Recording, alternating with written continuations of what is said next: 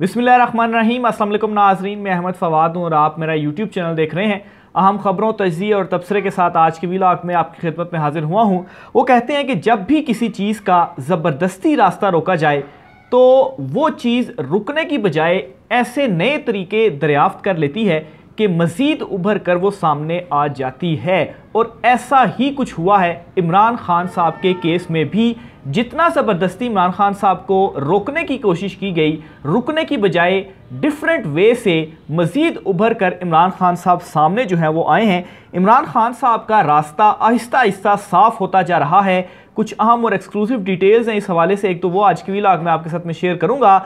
दूसरे नंबर पर नाज़रीन GHQ की जानिब से साफ साफ पैगाम एक दिया गया है। ये पैगाम क्या है? और ये पैगाम है ख़ास तौर पर PDM की जमातों के लिए, एक किस्म की उनको अपनी जो औकात है वो दिखाई गई है। इस पर भी कुछ तफसीलात आपके साथ में शेयर करूंगा।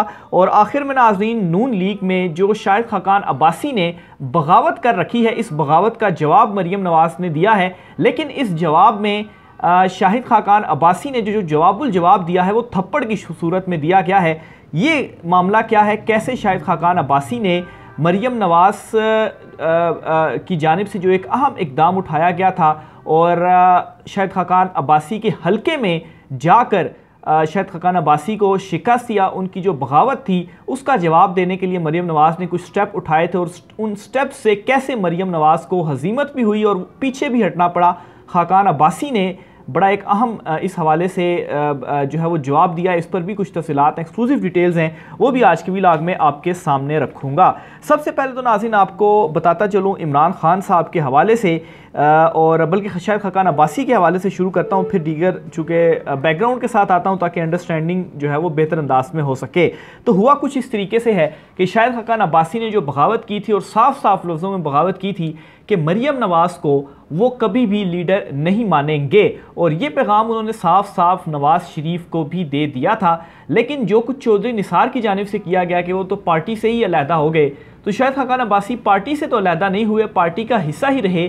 और फिर उनके साथ यहाँ तक भी किया गया कि जो उनका ओहदा था वो मरियम नवाज़ को दे दिया गया, पार्टी के अंदर जो उनका ओहदा था। तो इन तमाम तर मामलात को लेकर शाहिद खाकान अब्बासी के साथ एक बड़ा ग्रुप था तो सही मुस्लिम लीग नून का, लेकिन मुस्लिम लीग नून को इस स्टेज पर उन्होंने खैर बात इस वजह से भी नहीं कहा कि एक उनकी पॉलिटिक्स पर भी मनफी असर पड़ता। लेकिन इस बगावत का जवाब मरियम नवाज़ की जानिब से देने का सोचा गया और वो जवाब उन्होंने इस तरह से दिया कि शाहिद खाकान अब्बासी मरी का चूँकि उनका हल्का है, इस हल्के के अंदर जाकर मरियम नवाज़ की जानिब से कन्वेंशन का जो ऐलान है वो किया गया था, तैयारियां भी की गई थी। लेकिन इससे मज़े की बात ये थी कि मरियम नवाज़ की जानिब से इस कन्वेंशन में शाहिद खाकान अब्बासी को नहीं बुलाया गया। ये नहीं कि उनके हलके में, उनके इलाके मरी में जाकर शाहिद खाकान अब्बासी के और उन ही को ये जो कन्वेंशन था इसमें ना ही उन्होंने इन्वाइट किया ना ही आने दिया और ये कहा कि ये मरियम नवाज़ ख़ुद ये कन्वेंशन करेंगी। और असल में शाहिद खाकान अब्बासी को उन्होंने दिखाना था कि आप मुझे लीडर नहीं मानते तो मैं लीडर हूं और लोग जो हैं वो मेरे साथ हैं। लेकिन इसके ऊपर शाहिद खाकान अब्बासी ने क्या स्टेप उठाया, उन्होंने जो है इस कन्वेंशन को रुकवाया, एक किस्म का नाकाम एक किस्म का बनवाया। वो किस तरह से कि ज़ाहिर सी बात है कन्वेंशन में फिर आपको वर्कर भी चाहिए। अकेला मरियम नवाज़ कुर्सियों से तो वैसे तो खैर जितने भी उनके जलसे हुए हैं 8-10 लोगों के साथ मतलब खाली मैदानों में ही वो जलसे करती रही हैं। लेकिन बहरहाल इस कन्वेंशन में ज़रूरी था कि जो उनके, क्योंकि इसमें अपने आपके जो पार्टी के कारकुनान होते हैं वो आते हैं और कन्वेंशन में लाजमी लोगों की जो तादाद है वो होना चाहिए। तो शाहिद खाकान अब्बासी के जो लोग थे उन्होंने अपने इन लोगों को रोका और ये लोग मरियम नवाज़ को इन्होंने ये पैगाम दिया कि शाहिद खाकान अब्बासी के बगैर जो कन्वेंशन है वो नहीं हो सकता। इसलिए ये जो आपने स्टेप उठाया है या तो शाहिद खाकान अब्बासी को आप इसके अंदर शामिल करें, अदरवाइज़ हम लोग इसमें नहीं आएंगे। इस वजह से मरियम नवाज़ को इस कन्वेंशन को कैंसिल करना पड़ा। वो इस कन्वेंशन में नहीं, इसका जो इनकाद था वो नहीं किया गया और एक मरियम नवाज़ को एक उनकी जो हैसियत थी वो शाहिद खाकान अब्बासी ने दिखाई कि वाकई आपको मैं लीडर नहीं मानता तो आप वाकई में लीडर नहीं हैं। आप जो है वो एक कन्वेंशन करना चाहती थी, लेकिन आप वो कन्वेंशन भी मेरे बगैर नहीं कर पाई। तो एक थप्पड़ ज़ोरदार लगाया है शाहिद खकान अब्बासी की जानिब से मरियम नवाज़ को। दूसरी तरफ नाज़रीन, जो तकर्री हुई है निगरान वज़ीर-ए-आज़म की अनवारुल हक काकड़ साहब, इसको लेकर बहुत बहस इस वक्त चल रही है। एक बात तो साफ़ है कि अनवारुल हक काकड़ साहब जो हैं, जो कि ओपन सीक्रेट इस वक्त बन चुका है, लोग इसके ऊपर बात भी कर रहे हैं।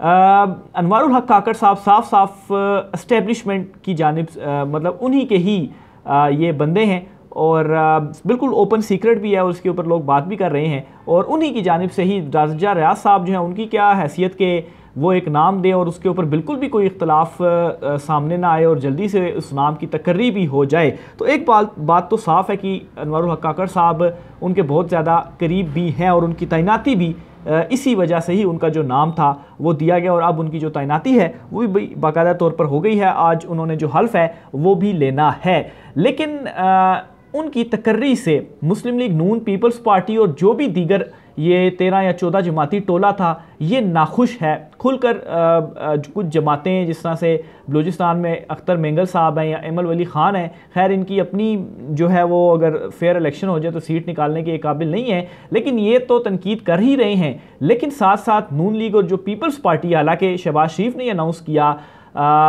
इनके दरमियान भी काफ़ी तशवीश और परेशानी है कि हम लोग क्या समझ रहे थे और कैसे हमें ताकतवर हलकों ने अपनी जो औकात है वो दिखाई है कि आप जो कुछ मर्जी कर लें। असल में जो नाम है जो हमने दिया है वही नाम की जो तैनाती है या जो तकर्री है वो अप्रूव होनी है और आगे जो सेटअप होगा निगरान वो भी हम ही चलाएंगे। जो निगरान हुकूमत होगी वो भी हमारी मर्जी से ही चलेगी। और इस मामले में अगर थोड़ा सा गौर किया जाए तो आपने देखा होगा कि मरियम नवाज़, नवाज शरीफ, बिलावल भुट्टो, पीपल्स पार्टी, नून लीग, इन दोनों की जानिब से कोई मुबारकबाद का जो पैगाम है, हालांकि अगर निगरान वज़ीर-ए-आज़म आपने तैनात किया है तो मरियम नवाज़ कैसे एक तकरीरी तैनाती के ऊपर बड़ी शाबाशियाँ दिया करती थी, लेकिन नवाज शरीफ और मरियम नवाज़ की जानिब से कोई वेलकम का या शाबाशी का जो पैगाम है वो निगरान वज़ीर-ए-आज़म के लिए नहीं आया और ना ही पीपल्स पार्टी की जानिब से, बिलावल भुट्टो की जानिब से कोई बयान सामने आया है। साफ मतलब या आसिफ ज़रदारी की जानिब से कोई बयान सामने आया हो, साफ इसका मतलब यही है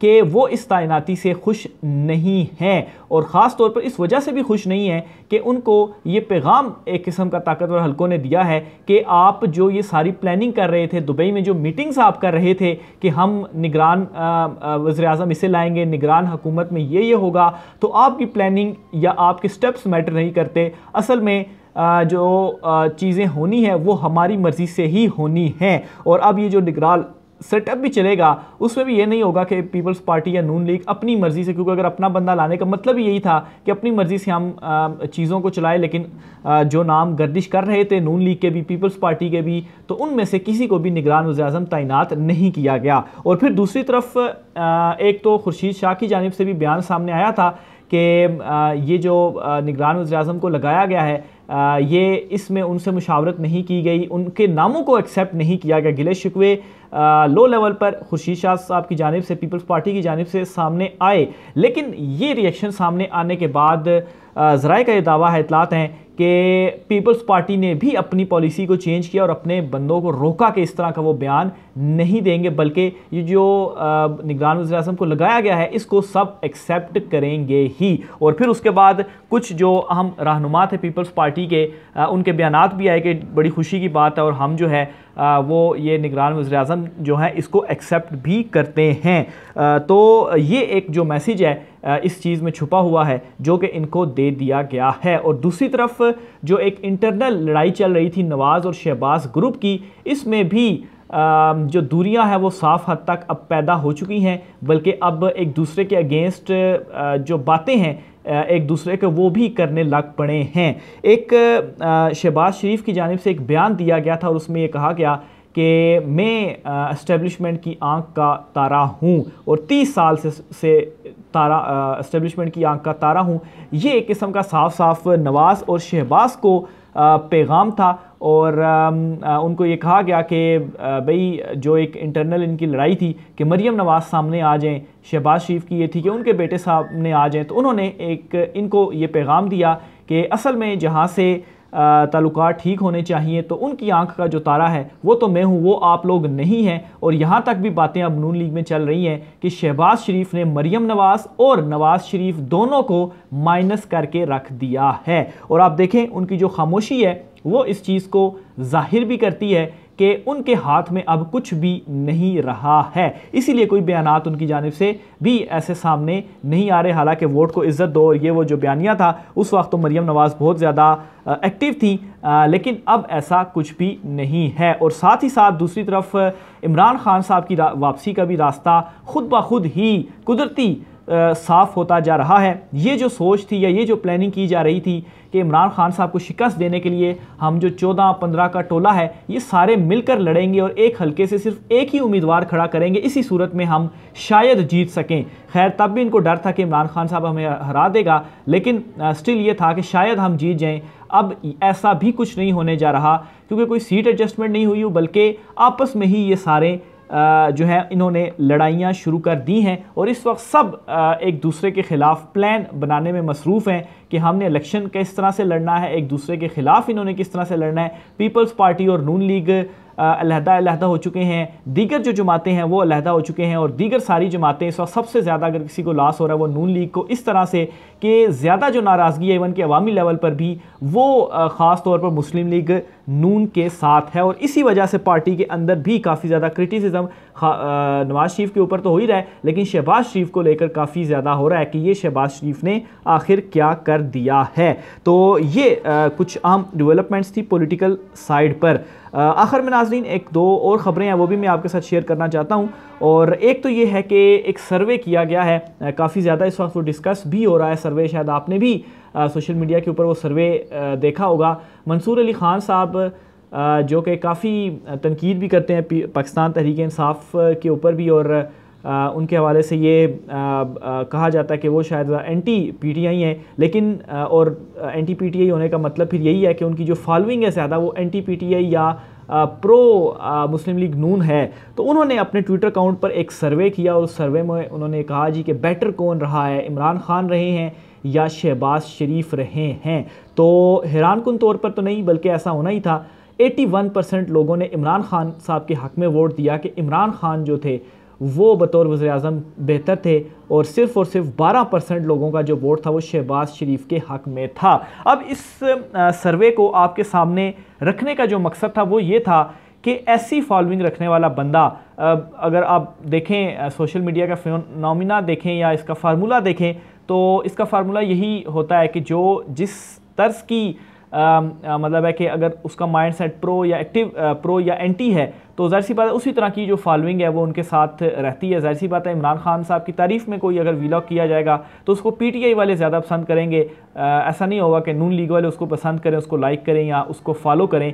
तो ऐसा बंदा जिसके हवाले से ये कहा जा सकता है कि उनकी जो फॉलोइंग है वो ज़्यादातर एंटी या हो सकता है प्रो भी हो, लेकिन उसके बावजूद भी, ऐसी ऑडियंस रखने के बावजूद भी जो सर्वे किया गया है उसमें भी इमरान खान साहब 81% के साथ टॉप पर हैं, और फ़र्क आप देखें कि 12% है सिर्फ और सिर्फ शहबाज शरीफ का। तो इससे ये अंदाज़ा लगाया जा सकता है कि इस वक्त इमरान खान साहब की जो मकबूलियत है या इमरान खान साहब जो है वो किस हद तक अवाम के अंदर और उन लोगों के अंदर भी इस वक्त सराहियत एक किस्म की इख्तियार कर चुके हैं, और वो भी इमरान खान साहब को सपोर्ट कर रहे हैं। वीलॉग के आगाज़ में मैंने आपको कहा था कि अगर किसी चीज़ को आप ज़बरदस्ती दबाना चाहें या रोकना चाहें तो वो चीज़ ज़बरदस्ती रुक नहीं सकती, बल्कि वो डिफरेंट रास्ता इख्तियार कर लेती है, और डिफरेंट रास्ता इख्तियार करते हुए उभरती है और बेहतर अंदाज में उभरती है।